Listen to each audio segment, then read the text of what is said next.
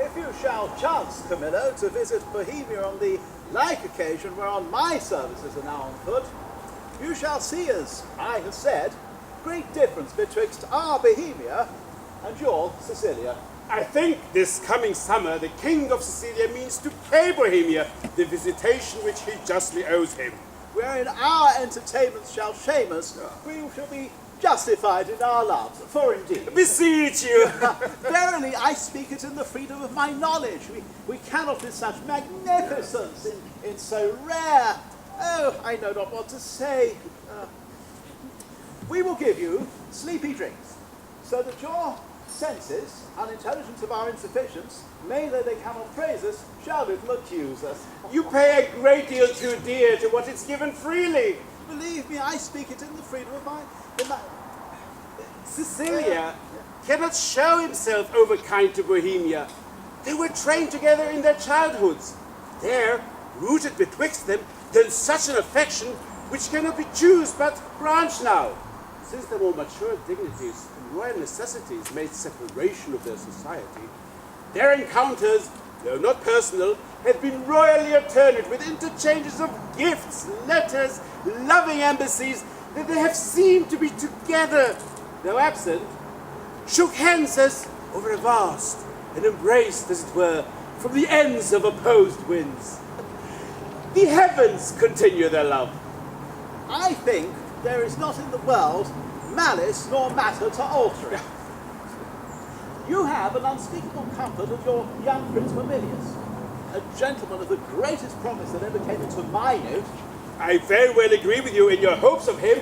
It is a gallant child, one indeed that physics the subject, makes old hearts fresh. They who went on crutches ere he was born desire yet the life to see him a man. Would they else be content to die? Yes, if there were no other excuse why they should desire to live. If the king had no son, they would desire to live on crutches until he had one.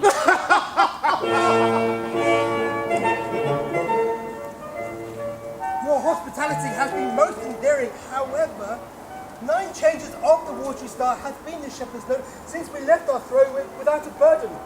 Time as long again, we've been filled up, our brother, with thanks. And yet we should for perpetuity go hence in debt. Therefore, like a cipher, yet standing in rich place, I multiply with 1. We thank you, many thousands more to go before it. Stay your thanks a while, and pay them when you part. Sir, that's tomorrow. I am questioned by my fears of what may chance of breed upon our absence, that may blow no sleeping winds at home, to make us say 'tis put forth too truly. Besides, I stay to tie your royalty. We are tougher, brother, than you can put us to it. No longer stay. 1 7 night longer. Very sooth, tomorrow. We'll part the time between us then, and in that I'll no gainsaying. Press me not, beseech you so. There is no tongue, none. None in the world so soon as yours could win me. So should now, were there necessity in your request, although 'twere needful, I denied it.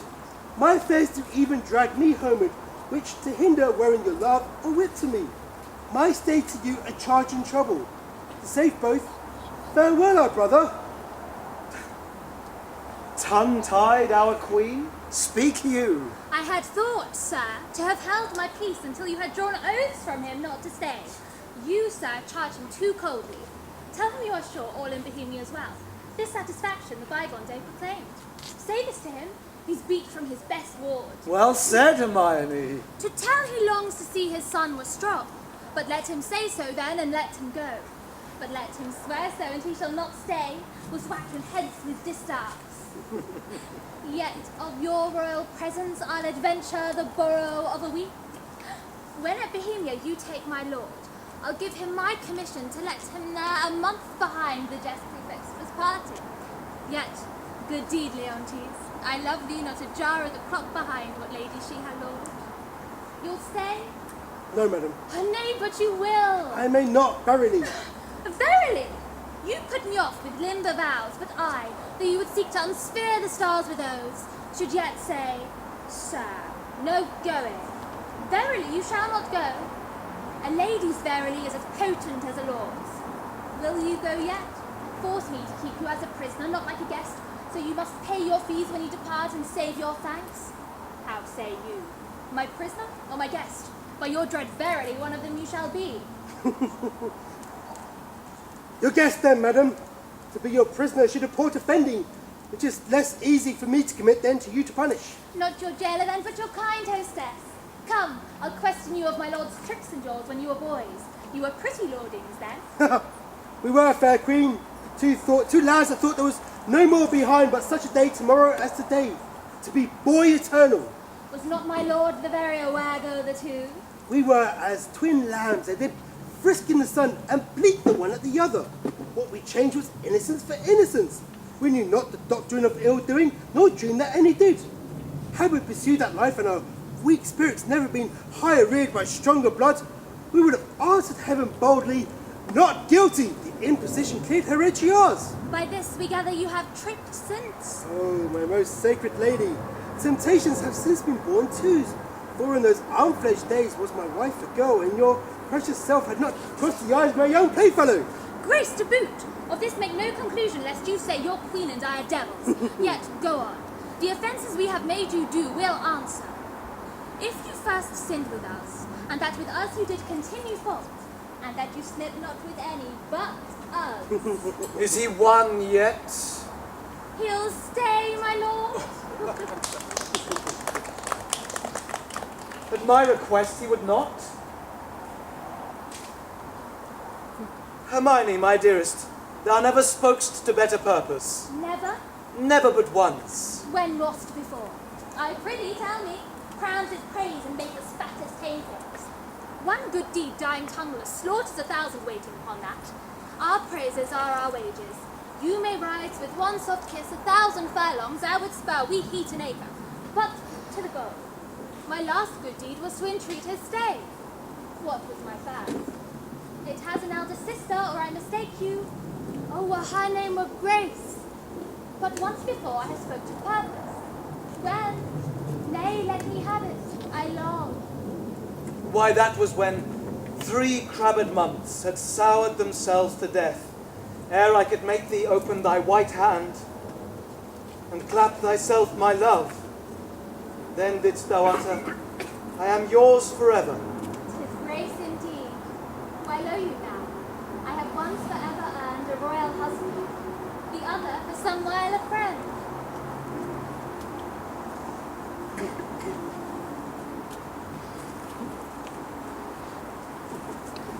Too hot, too hot. To mingle friendship far is mingling bloods. I have tremor cordis on me. My heart dances, but not for joy. Not joy.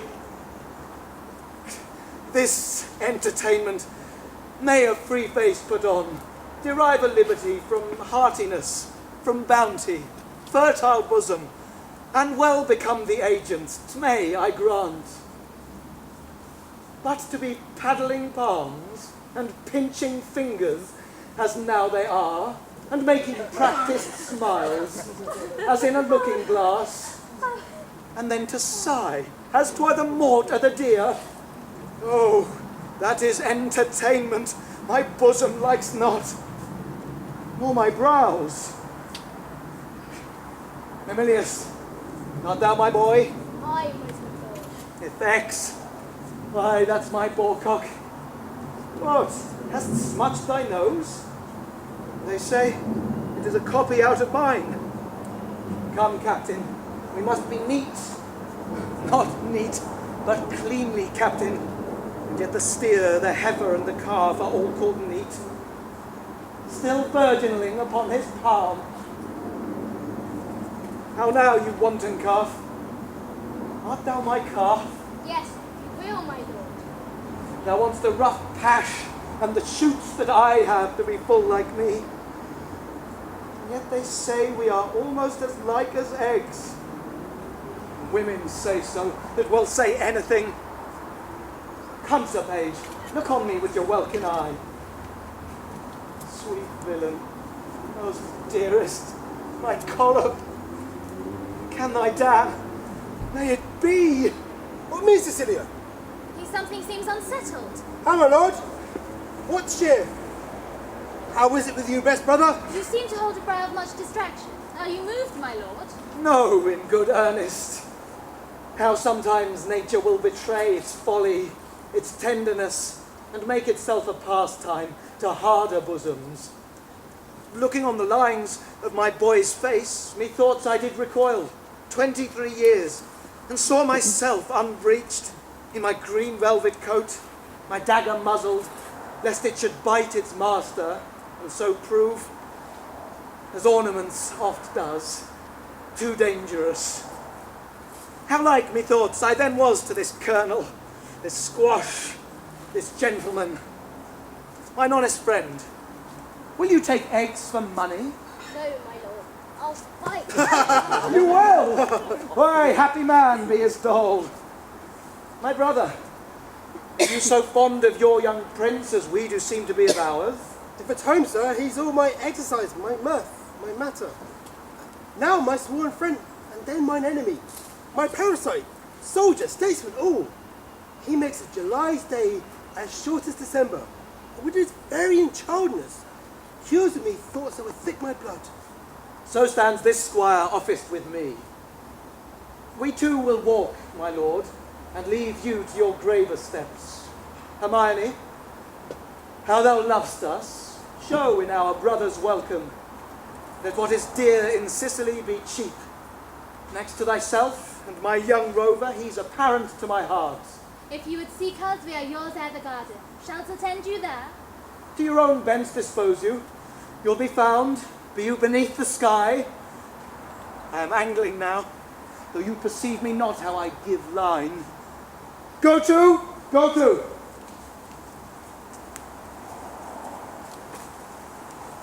Now she holds up the neb, the bill to him, and arms her with the boldness of a wife to her allowing husband.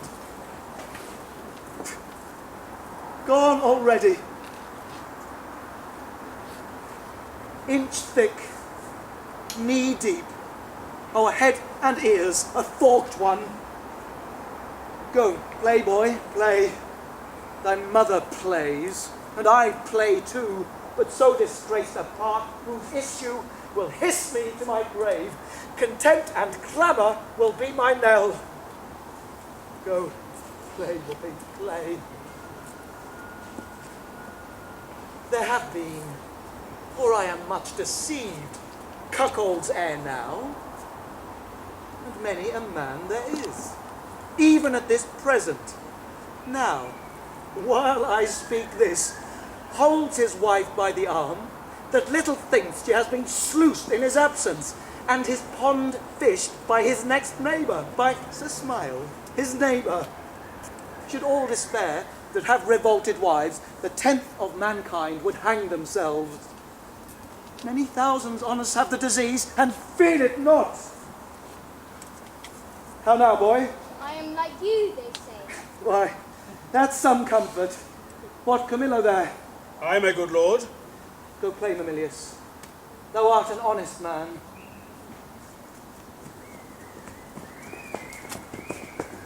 Camillo, this great sir will yet stay longer. You had much ado to make his anchor hold.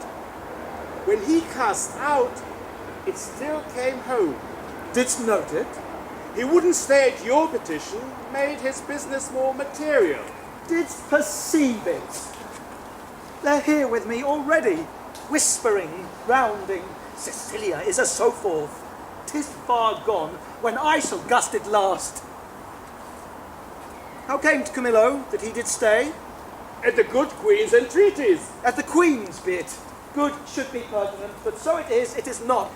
To satisfy your highness and the entreaties of our most gracious mistress. Satisfy the entreaties of your mistress. Satisfy? Let that suffice. I have trusted thee, Camillo, with all the nearest things to my heart, as well my chamber counsels, wherein, priest-like, thou hast cleansed my bosom. I from thee departed, thy penitent reformed.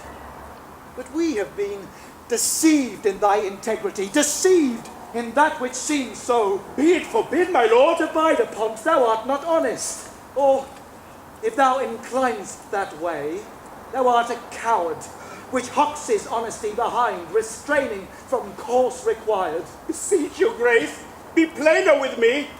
Let me know my trespass by its own visage. If I then deny it, 'tis none of mine. Have not you seen, Camillo?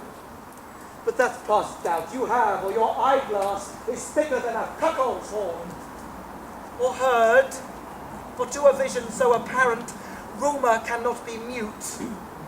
Or thought, for cogitation, resides not in that man that does not think. My wife is slippery. If thou wilt confess, or else be impudently negative, to have nor eyes, nor ears, nor thought, then say, my wife's a hobby horse, deserves a name as rank as any flax wench that puts to before her troth plight. Say it, and justify it. I wouldn't be a stand-by to hear my sovereign mistress clouded so without my present vengeance taken. Shrew my heart, you never spoke what did become you less than this, which to reiterate were sins as deep as that, though true. Is whispering nothing? Is leaning cheek to cheek? Is meeting noses? Kissing with inside lip? Stopping the career of laughter with a sigh? A note infallible of breaking honesty? Horsing foot on foot? Skulking in corners? Wishing clocks more swift? Hours, minutes, noon, midnight, and all eyes blind with the pin and web, but theirs only, that would unseen be wicked. Is this nothing? Why then the world and all that's in it is nothing. The covering sky is nothing. Bohemia, nothing. My wife is nothing, nor nothing had these nothings, if this be nothing. Good my lord, be cured of this diseased opinion, and betimes for 'tis most dangerous. Say it be, 'tis true. No, my lord! It is! You lie! You lie! I say thou liest, Camillo, and I hate thee. Pronounce thee a gross lout, a mindless slave, or else a hovering temporizer that canst with thine eyes at once see good and evil, inclining to them both. Were my wife's liver infected as her life, she would not live the running of one glass. Who does infect her? Why, he that wears her like a medal hanging about his neck. Bohemia, who if I had servants true about me, that bear eyes alike to see mine honour as their profits, their own particular threats, they would do that which should undo more doing. I and thou, his cupbearer, whom I from meaner form have benched and reared to worship, who mayst see, plainly as heaven sees earth, and earth sees heaven, how I am galled, mightst bespice a cup to give mine enemy a lasting wink, which draught to me were cordial. Sir, my lord, I could do this, but that with no rash potion, but a lingering dram that shouldn't work maliciously like poison. But I cannot believe this Christ to be my dread mistress, so sovereignly being honourable. I have loved thee! Make that thy question and go rot. Dost think I am so muddy, so unsettled, to appoint myself in this vexation, sully the purity and whiteness of my sheets, which to preserve is sleep, which being spotted is goads, thorns, nettles, tails of wasps, give scandal to the blood of the prince, my son, who I do think is mine, and love as mine, without right moving to it. Would I do this? Could man so blench? I must believe you, sir. I do. And will fetch Bohemia off for it, provided that, when he's removed, your highness will take again your queen as yours at first, even for your son's sake, and thereby for sealing the injuries of tongues in courts and kingdoms known and allied to yours. Thou dost advise me, even as I mine own course have set down. I'll give no blemish to her honour, none. My lord, go then, and with countenance as clear as friendship was at feast, keep with Bohemia and with the queen. I am his cupbearer. If from me he hath a wholesome beverage, account me not your servant. This is all. Do it, and thou hast the one half of my heart. Do it not, and thou splitst thine own. I will do it, my lord. I will seem friendly, as thou hast advised me.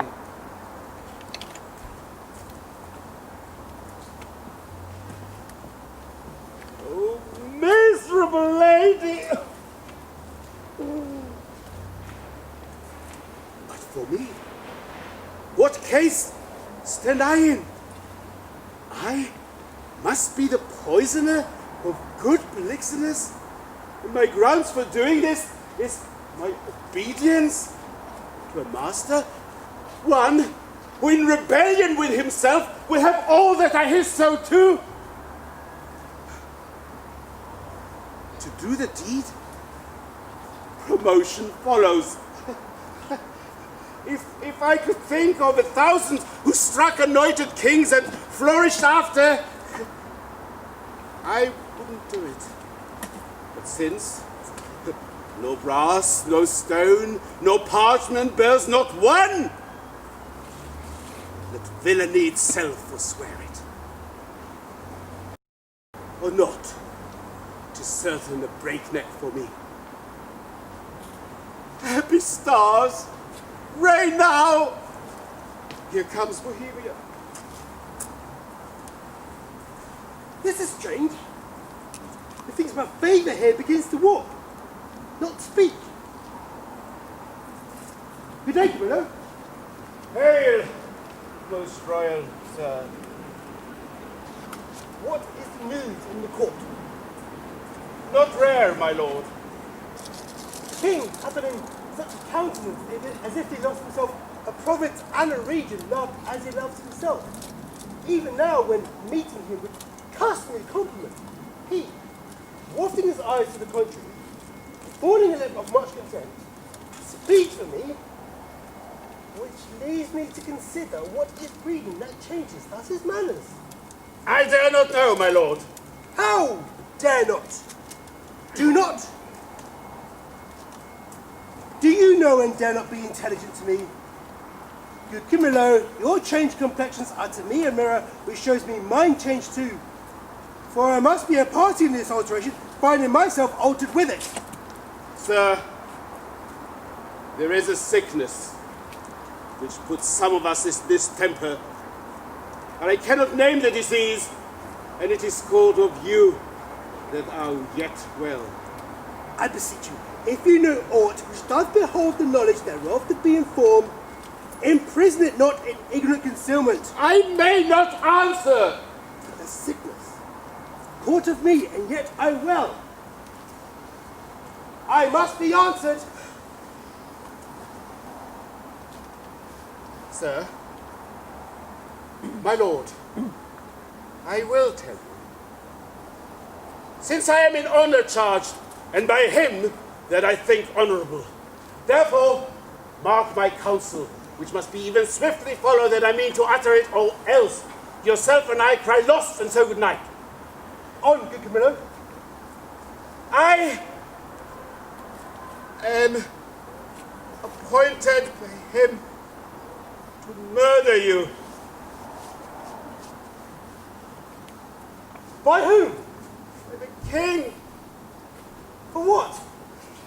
He thinks, knowing confidence, he swear, as if he'd seen it or been an instrument to vice you to it, that you have touched his queen forbiddenly.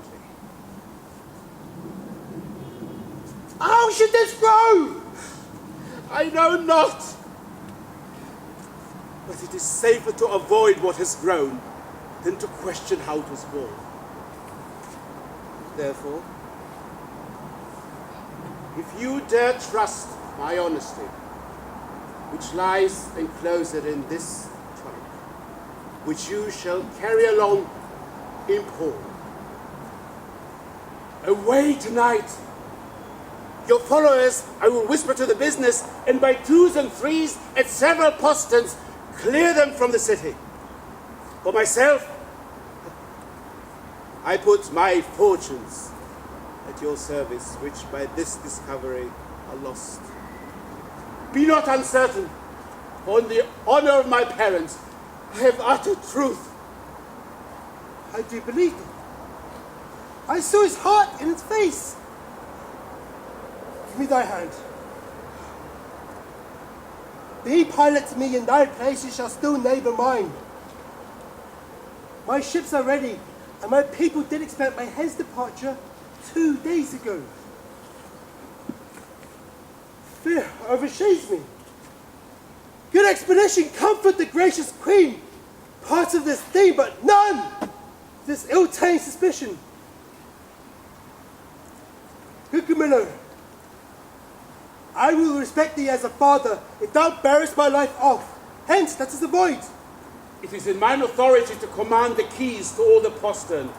Please, your highness, let's make the urgent hour. Come, sir, away!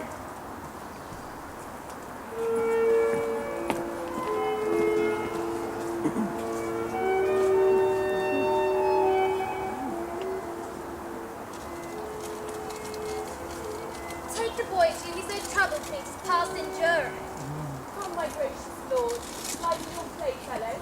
No, oh, none of you. Why, my sweet lord? You'll kiss me hard and speak to me as if I were a baby still. I love you better. And why so, my lord? Not for because your brows are blacker, yet black brows, they say, become some women's best, so that there be not too much hair there, but in a semicircle or a half moon laid with pen. Who taught this? I learned it out of women's face. Pray now, what colour's your eyebrows? Blue, my lord. Nay, that's a mock. I have seen a lady's nose that's blue, but not her eyebrows. Mark ye, the queen your mother rounds apace, and we shall present our services to a fine new prince one of these days, and then you'd want him with us, if he would have you. She's spread of late into a goody bulk. Good timing, Carter. What wisdom stirs amongst you? Come, sir, now I am for you again. Pray you sit by us and tell us a tale. Merry or sad shall it be? As merry as you will. Sad tells best for winter. I have one sprites and goblins. Let's have that, good sir. Come on, sit down, come on, and do your best to fright me with your sprites. Your powerful at it, they also learn. Nay, come sit down, then all. Well, I am churchyard. I shall tell it softly. Yon cricket shall not hear it. Come on then, and gift me in mine ear. Was he met there? His train? Camillo with him? Behind the tuft of pines I met them. Never saw I men scour so on their way. I eyed them even to their ships. How blessed am I in my just censure, in my true opinion. Alack, for lesser knowledge, how accursed in being so blessed. There may be in the cup a spider steeped, and one may drink, depart, and yet partake no venom, for his knowledge is not infected. But if one present the abhorred ingredient to his eye, make known how he hath drunk, he cracks his gorge, his sides, with violent hefts. I have drunk, and seen the spider. Camillo was his help in this, his pander. There is a plot against my life, my crown. All's true that is mistrusted. How came the postern so easily opened? By his great authority, which often hath prevailed no less than so on your command. I know it too well.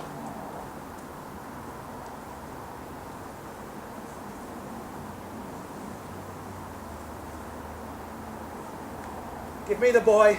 I am glad you did not nurse him.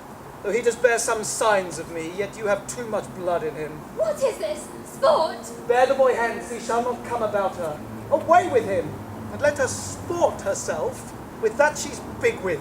For 'tis Polixenes has made thee swell thus. But I'd say he had not. And I'll be sworn you would believe my saying, howe'er you lean to the nayward. You, my lords, look on her, mark her well, be but about to say she is a goodly lady, and the justice of your hearts will thereto add, 'tis pity she's not honest, honourable. When you have said she's goodly, be it known, from him that has most cause to grieve it should be. She's an adulteress. Should a villain say so? The most replenished villain in the world? He were as much more villain. You, my lords, do but mistake. You have mistook, my lady, Polixenes for Leontes.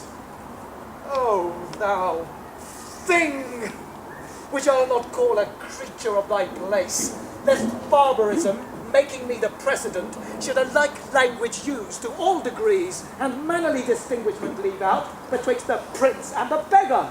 I have said she's an adulteress. I have said with whom.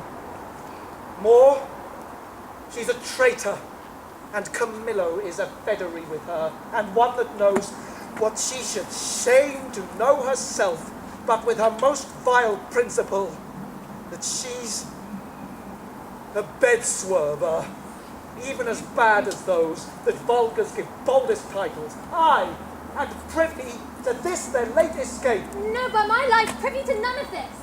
How will this grieve you when you shall come to clearer knowledge that you have thus published me?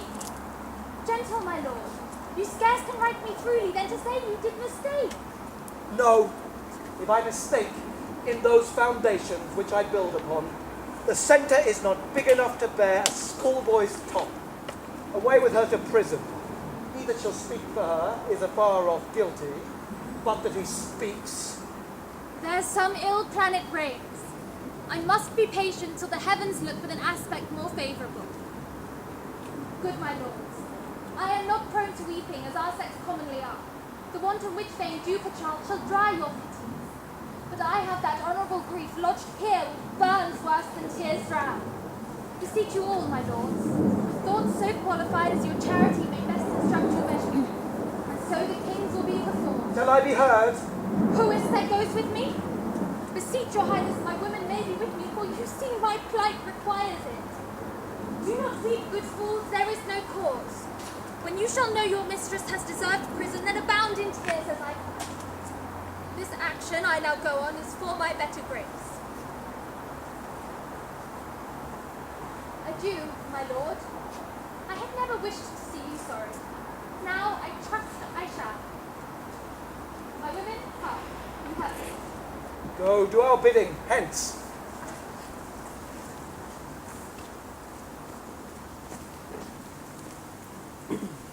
Beseech your highness, call the queen again. Be certain what you do, sir, lest your justice prove violence, in the which three great ones suffer: yourself, your queen, your son. For her, my lord, I dare my life lay down, and I will do it, sir. Please you to accept that the queen is spotless in the eyes of heaven and to you. I mean in this which you accuse her. If it proves she's otherwise, I'll keep my stables where I lodge my wife. I'll go in couples with her. Then when I feel and see her, no further trust her. For every inch of woman in the world, every dram of woman's flesh is false, if she be. Hold your peaces. Good, my lord. It is for you we speak, not for ourselves. You smell this business with a sense as cold as is a dead man's nose. But I do see it and feel it, as you feel doing thus, and see with all the instruments that feel. If it be so, we need no grave to bury honesty. There's not a grain of it but face to sweeten of the whole done year. What? Lack I credit? I had rather you did lack than I, my lord, upon this ground. More would it content me to have her honour true than your suspicions, be blamed for it how you might. Why, what need we commune with you of this, but rather follow our forceful instigation? Our prerogative calls not your counsels, but our natural goodness imparts this, which if you, or stupefied, or seeming so in skill, cannot or will not relish a truth like us, inform yourselves, we need no more of your advice. The matter, the loss, the gain, the ordering on't is all properly ours. And I only wish, my lord, you had in your secret judgment tried it without more overture. How could that be? Either thou art most ignorant by age, or thou wert born a fool. Camillo's flight, added to their familiarity, which was as gross as ever touched conjecture that lacked sight only, naught for approbation, but only seeing, all other circumstances made up to the deed. Now push on this proceeding. Yet for a greater confirmation, for in an act of this importance 'twere most piteous to be wild, I have dispatched in post to sacred Delphos, to Apollo's temple, Cleomenes, whom you know of stuffed sufficiency. Now, from the oracle, he will bring all whose spiritual counsel had, shall stop or spur me. Have I done well? Well done, my lord. Though I am satisfied and need no more than what I know, yet shall the oracle give rest to the mind of others, such as he whose ignorant credulity will not come up to the truth. So have we thought it good, from our free person she should be confined, lest that the treachery of the two fled hence be left her to perform. Come, follow us. We are to speak in public, for this business will raise us all. To laughter, as I take it, if the good truth were known.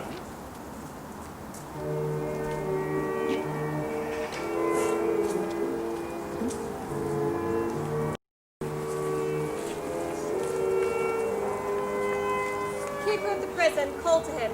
Let him acknowledge who I am. Good lady, no court in Europe is too good for thee.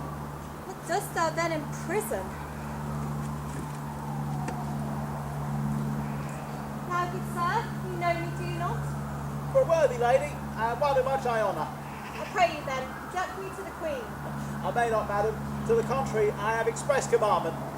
Here's the do. To knock of honesty and honour for the access of gentle visitors. Is lawful, pray you, to see her women? Any of them? Amelia. So please you, madam, to put part these your attendants, I shall bring Amelia forth. Pray now call her. Withdraw yourselves. And madam, I must be present at your conference. Now be it so, prithee. Here's such ado to make no stain as passes colouring.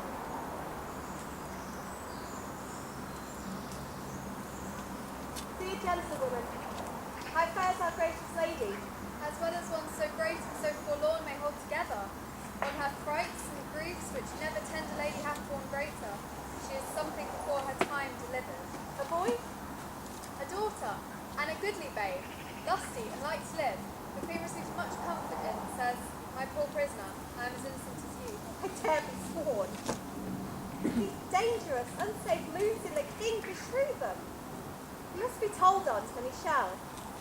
The office becomes a woman best. Pray you, Amelia, commend my best obedience to the queen. If she dares trust me with her little babe, I'll show it the king, and undertake to be her advocate to the loudest.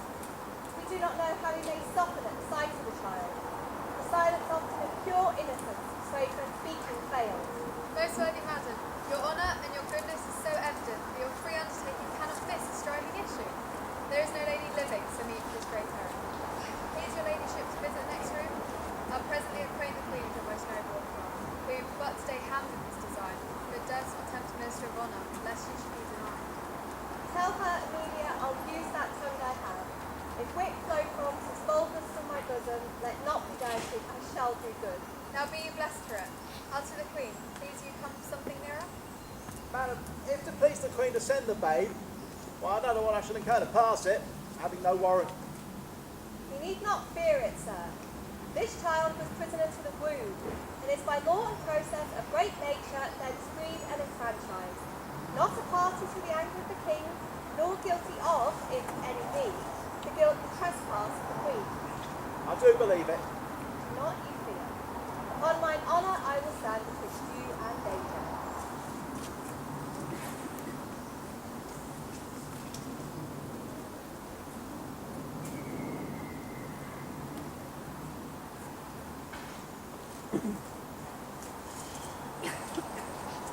Nor night, nor day, no rest. It is but weakness to bear the matter thus, mere weakness. If the cause were not in being, part of the cause, she the adulteress, for the harlot king is quite beyond mine arm, out of the blank and level of my brain, plot proof, but she, I can hook to me, say that she were gone, given to the fire. The moiety of my rest might come to me again. My lord? Who's there? My lord? How does the boy? He took good rest tonight. His hope to sickness is discharged. To see his nobleness, conceiving the dishonour of his mother, he straight declined, drooped, took it deeply, fastened and fixed the shame on't in himself, threw off his spirit, his appetite, his sleep, and downright languished. Leave me solely, go, see how he fares.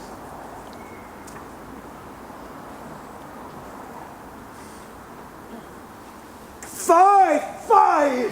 No thought of him! The very thought of my revenges that way recoil upon me. In himself too mighty, and in his parties, his alliance. Let him be, till a time may serve. For present vengeance, take it on her. Camillo and Polixenes laugh at me, make their pastime at my sorrow. They should not laugh if I could reach them, nor shall she within my power. You must not enter. Nay, rather, good my lords, be second to me. Fear you his tyrannous passion, more or less than his queen's life?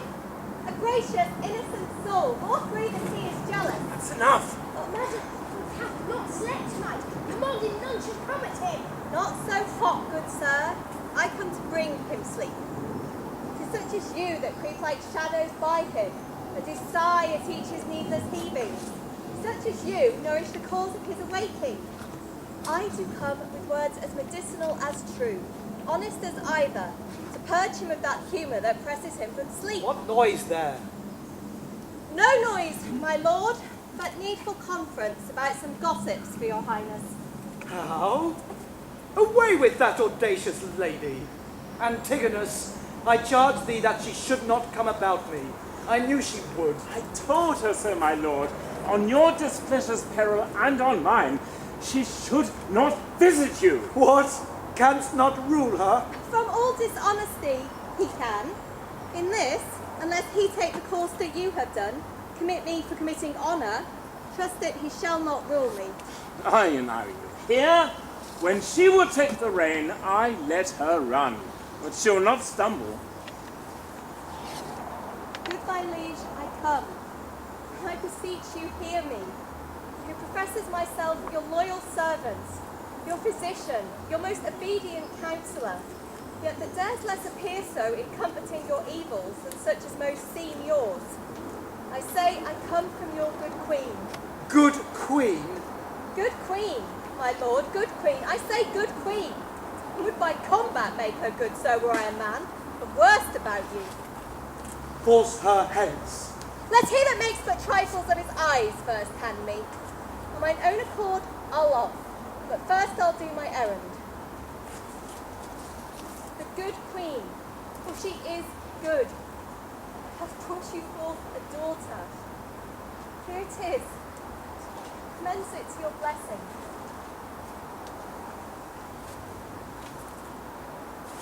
Out! A mankind witch! Hence with her out a door!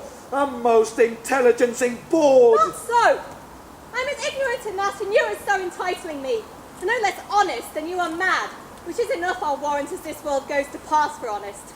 Traitors, will you not push her out? Give her the bastard! Thou dotard, thou art woman tired, unroosted by thy dame partlet here. Take up the bastard.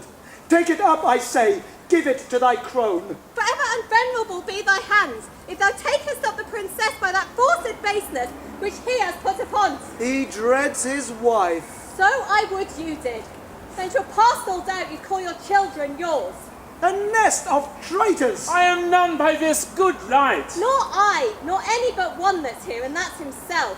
A callet of boundless tongue, who late hath beat her husband, and now baits me. This brat is none of mine. It is the issue of Polixenes. Hence with it, and together with the dam, commit them to the fire. It is yours. Might we lay the old proverb to your charge? So like you, 'tis the worse. Behold, my lords, although the prince be little, the whole matter and copy of the father.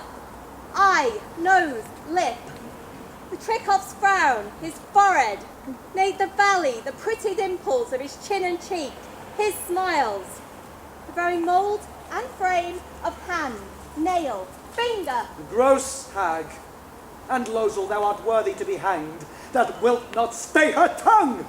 Hang on, the husbands that cannot do that feat, you'll leave yourself hardly one subject. Once more, take her hence. A most unworthy and unnatural lord can do no more. I'll have thee burned. I care not. It is the heretic that makes the fire, not she which burns it. I'll not call you tyrants. This most cruel usage of your queen, not able to produce more accusation than your own weak-hinged fancy, something savours of tyranny, and will ignoble make you, yea, scandalous to the world. On your allegiance, out of the chamber with her. Were I a tyrant, where were her life? She dares not call me so, if she did know me one. Away with her! I pray you do not push me. I'll be gone.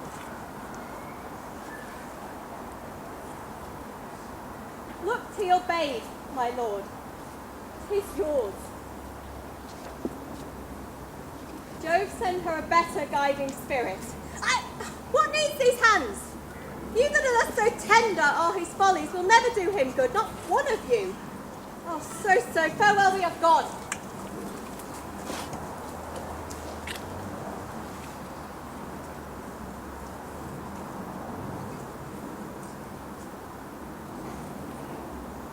Thou traitor, hast set on thy wife to this. My child, away with it. Even thou that hast a heart so tender o'er it, take it hence, and see it instantly consumed with fire. Even thou, and none but thou, take it up straight. Within this hour, bring me word 'tis done, and by good testimony, or I'll seize thy life with what thou else call'st thine. If thou refuse, and wilt encounter with my wrath, say so. The bastard brains with these my proper hands shall I dash out. Go, take it to the fire, for thou set'st on thy wife. I did not, sir. These noble lords, my good fellows, if they please, can clear me in it. We can, my royal liege. He is not guilty of coming hither. You liars all! Beseech your highness, give us better credit. We have always truly served you. Beseech you so to esteem to us. And on our knees we beg, in recompense of our dear service, past and to come, that you do change this purpose, which being so horrible, so bloody, must lead on to some foul issue. We all need.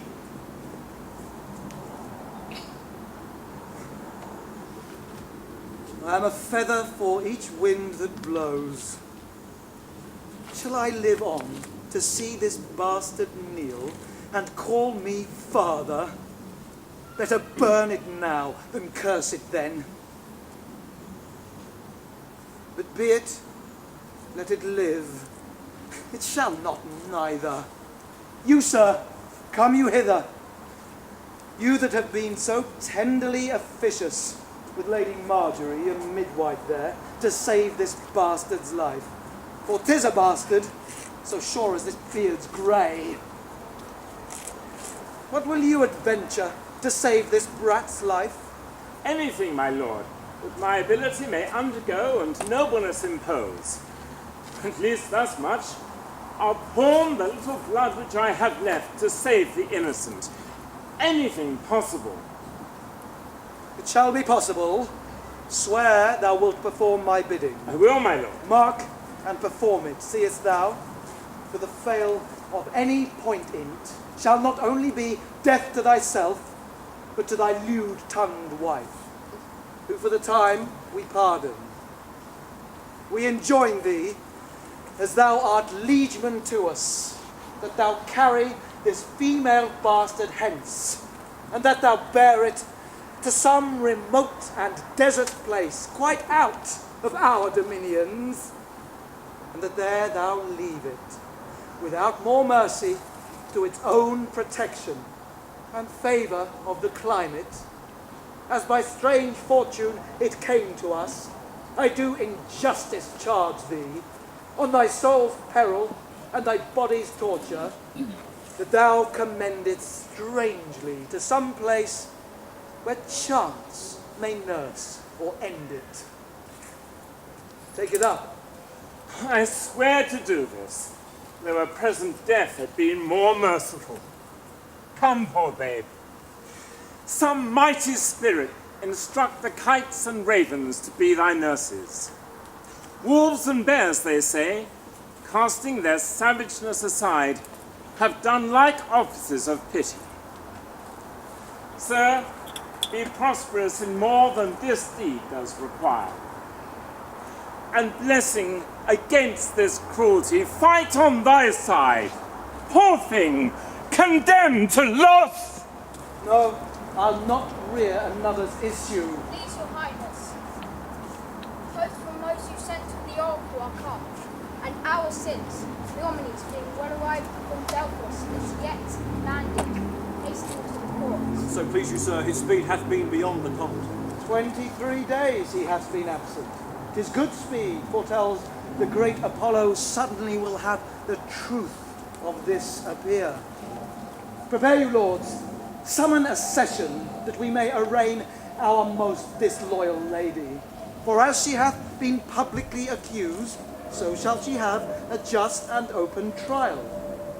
While she lives, my heart will be a burden to me.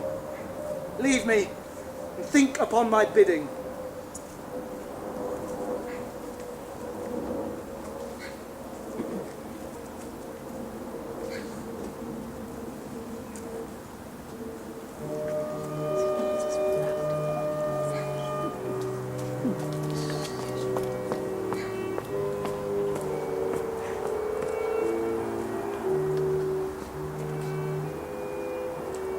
The climate's delicate, the air most sweet.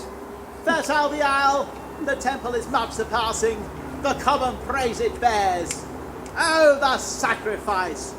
How ceremonious, solemn and unearthly, it was the offering, but of all the burst, and the ear-deafening voice of the oracle!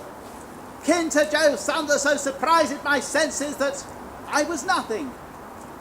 Great Apollo, turn to the best. These proclamations forcing faults upon Hermione I little like. The violent carriage of it will clearer end the business, when the oracle, thus by Apollo's great divine sealed up, shall the contents discover something rare, and even then will rush to knowledge, and gracious be the issue.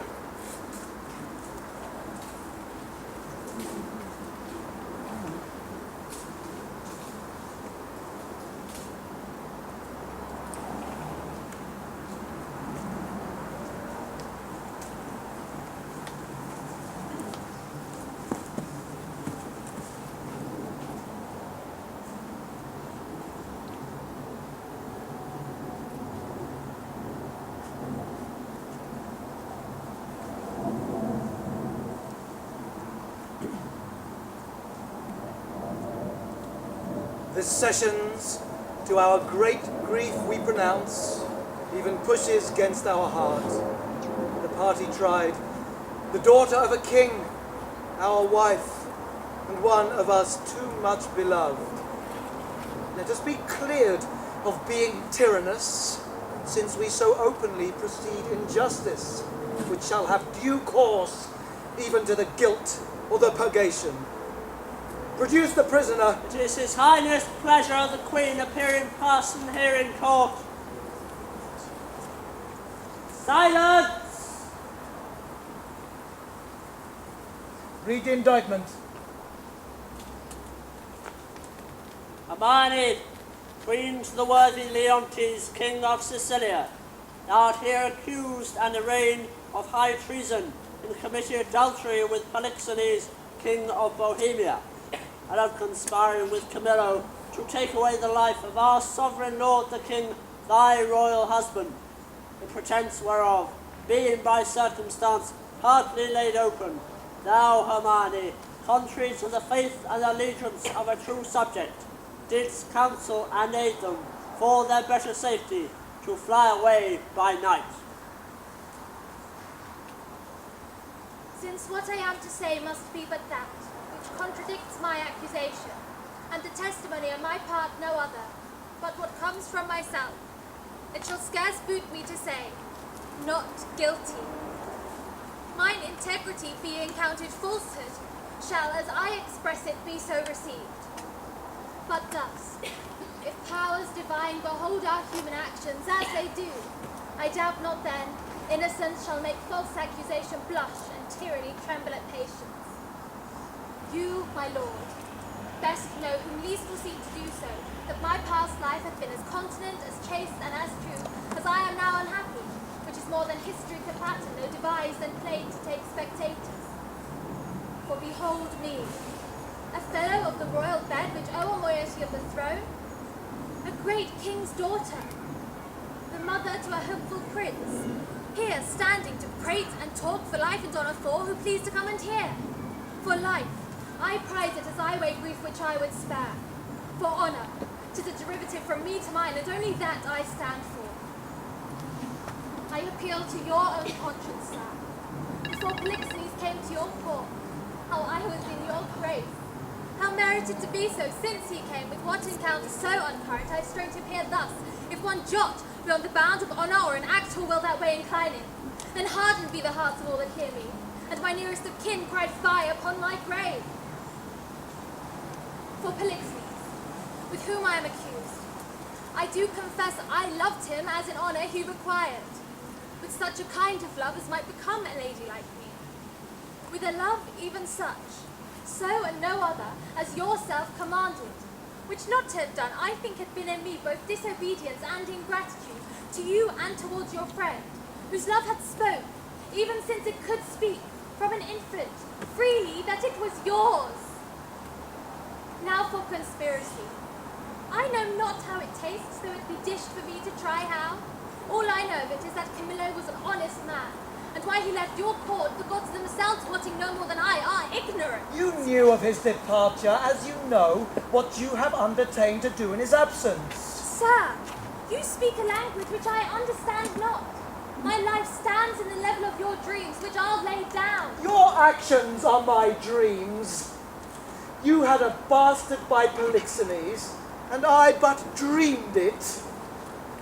As you are past all shame, those of your fact are so past all truth, which to deny concerns more than avails, for as thy brat hath been cast out, like to itself, no father owning it, so thou shalt feel our justice, in whose easiest passage look for no less than death. Sir, spare your threats. The buck which you would fright me with, I seek. To me can life be no commodity. The crown and comfort of my life, your favour, I do feel lost, but I do not know how it went. My second joy, and first fruits of my body, from his presence, I am barred like one infectious. My third comfort, starred most unluckily, is from my breast. The innocent milk in its most innocent mouth, hailed out to murder. Myself, on every post proclaimed a strumpet, with immodest hatred the childbed privilege denied which belongs to women of all fashion. Lastly, hurried here, ere the open air, before I have got strength of limit. Now, my liege, tell me what blessings I have here alive that I should fear to die. Therefore proceed. But yet, hear this.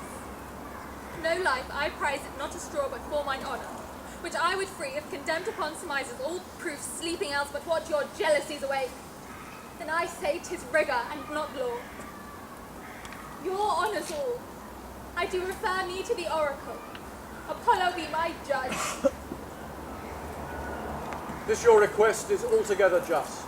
Therefore bring forth, and in Apollo's name, his oracle.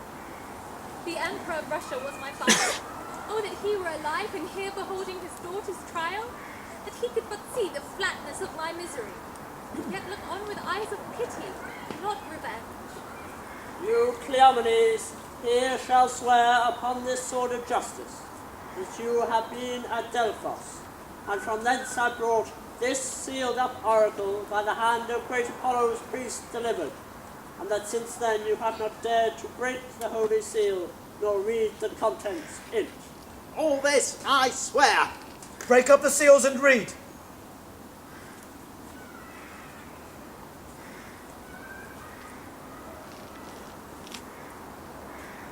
Hermione is chaste, Polixenes blameless, Camillo a true subject, Leontes a jealous tyrant, his innocent babe truly begotten, and the king shall live without an heir, if that which is lost be not found. Now, blessed be the great Apollo. Praise. Hast thou read truth? Aye, my lord, even as it is so here set down. There is no truth at all in the oracle. The sessions shall proceed. This is mere falsehood. My lord the king. What is the business? Oh, sir, I should be hated to report it. Your son, the prince, with mere conceit of fear of the queen's speed, is gone. How gone? He's dead. Ah.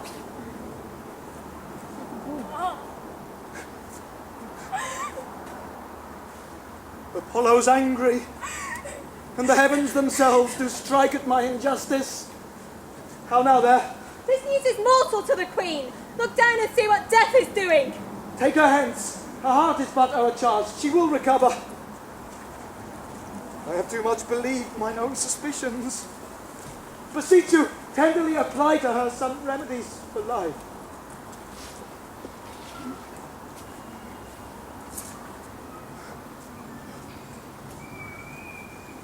O Apollo, pardon my great profaneness against thine oracle. Reconcile me to Polixenes.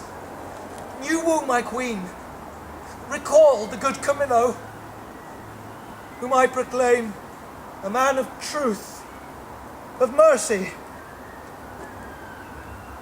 for being transported by my jealousies to bloody thoughts and to revenge. I chose Camillo for the minister to poison my friend Polixenes, which had been done, but that the good mind of Camillo tardied my swift command, though I with death and with reward did threaten and encourage him, not doing it and being done. He, most humane and filled with honour, to my kingly guest unclasped my practice. Quit his fortunes here, which you knew great, and to the hazard of all uncertainties himself commended. No richer than his honour.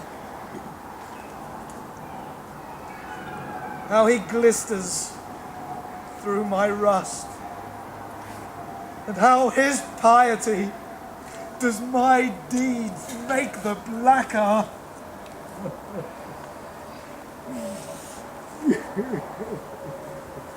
Woe the while! I'll cut my lace lest my heart cracking it break too. What fit is this, good lady? What studied tyrant's tyrant has for me? What wheels, racks, fires, what flaying, burning in leads or oils? What old or newer torture must I receive, whose every word deserves to taste of thy most worst? Thy tyrannies, together working with thy jealousies. Fancies too weak for boys, too green and idle for girls of 9. Who'll think what they have done and then run mad indeed. Stark mad, for all thy bygone fooleries were but spices of it. That thou betrayedst Polixenes, 'twas nothing. That did but show thee of a fool inconstant and damnable ingrateful. That thou wast to poison good Camillo's honour, to have him kill a king? Poor trespasses, more monstrous standing by. Whereof I reckon the casting forth to crows thy baby daughter, to be or none or little, though a devil would have shed water out of fire ere done. Nor is't directly laid to thee the death of the young prince, whose honourable thoughts high for one so tender, cleft the heart that could conceive a gross and foolish sire, blemished his gracious dam. This is not, no, laid to thy answer, but the last. O Lord, when I have said, cry woe. The Queen, the dearest, sweetest creatures, dead. And vengeance for it not dropped down yet. Powers for See, if you can drink tincture or lustre in her lip, her eye, heat outwardly or breath within, I'll serve you as I would do the gods.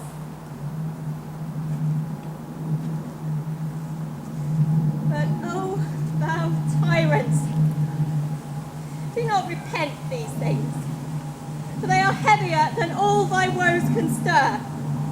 Therefore betake thee to nothing but despair.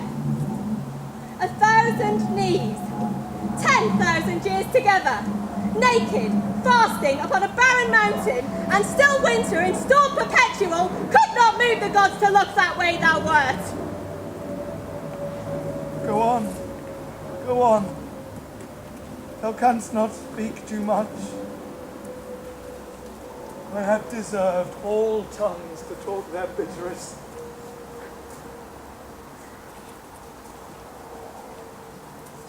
Say no more. Howe'er this business goes, you have made faulty the boldness of your speech.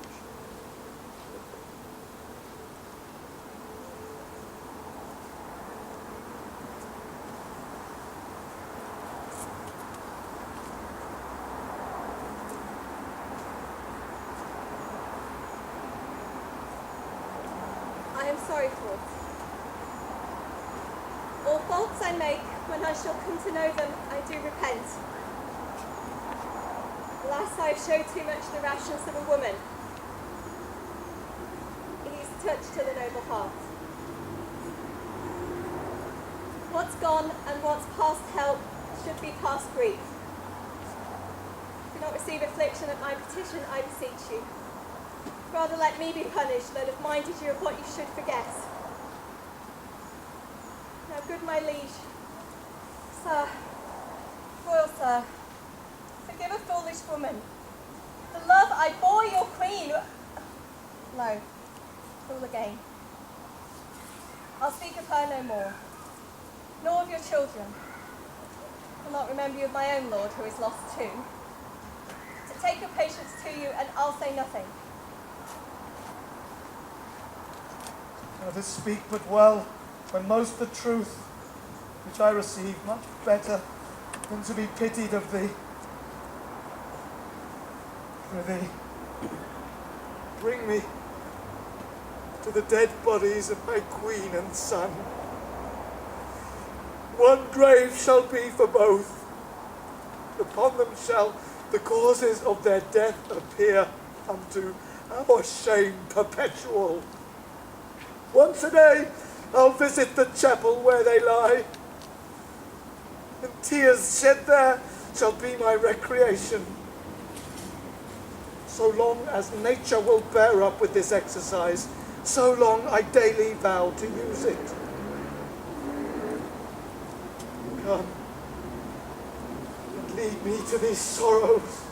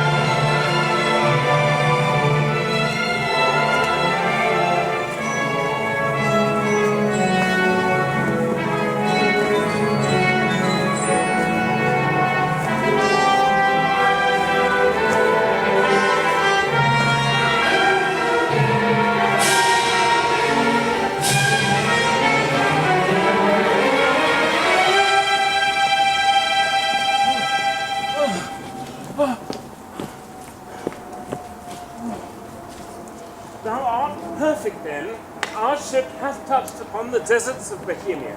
Ah, my lord, and fear we landed at ill time. The sky looks grimly and threaten present bluster. In my conscience, heavens in what we have in hands are angry and frown upon us. Their sacred wills be done. Go, get aboard, look to thy bark. I'll not be long before I call upon thee. Make best your haste. Go not far into the land. It's going to be loud weather. Besides, this place is famous for the creatures of prey that keep upon it. Go thou away. I'll follow instantly. Oh, I'm so glad at heart to be rid of this business. Oh. Come on, poor babe. I have heard, though not believed, the spirits of the dead may walk again. If such thing be, thy mother appeared to me last night, in pure white robes, like very sanctity. She did approach my cabin where I lay. Anon did these words break from her. Good Antigonus, since fate, against thy better disposition, hath made thy person for the thrower out of my poor babe, according to thine oath, places remote enough are in Bohemia. There weep, and let it cry. And for the babe is counted lost forever, perdita, I prithee call it. For this ungentle deed, put on thee by my lord, thou ne'er shalt see thy wife Paulina more. And so with shrieks she melted into air. I do believe Hermione hath suffered death, and that Apollo would, this being indeed the issue of King Polixenes, it should here be laid, either for life or death, upon the earth of its right father. Blossom, speed thee well. There lie, and there thy character. And there these, which may, if fortune please, both breed thee pretty, and still rest thine. The storm begins. Poor wretch, that for thy mother's fault art thus exposed to loss and what may follow. Fare thee well. The day frowns more and more. How I'd like to have too rough a lullaby. Never saw I the heavens so dim by day. A savage clamour. Well, may I get aboard? This is the chase. I am gone forever. Ah! Ah! Ah!